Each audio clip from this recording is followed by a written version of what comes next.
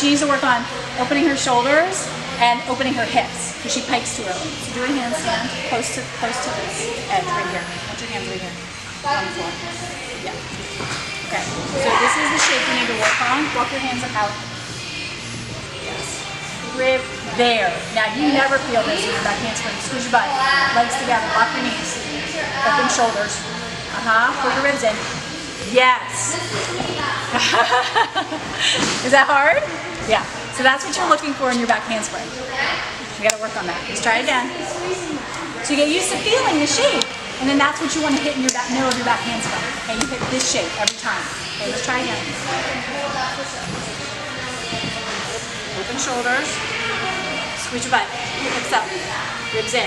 Ribs in. Legs tight. Good. Now what I want you to put your legs back. Now what I want you to do is use your belly to pull. Yes. Push up position. Squeeze your butt. Your head is buried. Why? Good. Beautiful. Okay, come on down. So that's a back handspring. You have a tight arch, snap to a hollow. Okay? Let's try it again. You can put your hands a little closer. Right here. Okay?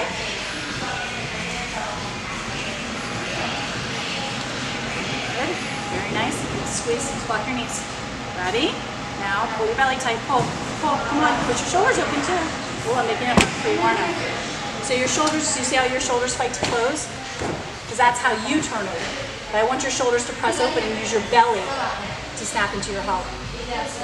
Okay? All right, try again. Doesn't hurt your back, does it? Okay, good. Hurt your shoulders, that's what's supposed to hurt. Okay, come on. Right here. Squeeze your butt in. Open shoulders, really press. Squeeze your butt. Now, keep pressing your shoulders, pull your belly tight. It's a little, good. Okay. It's a little cheaty, but that's okay. Good job. Yeah.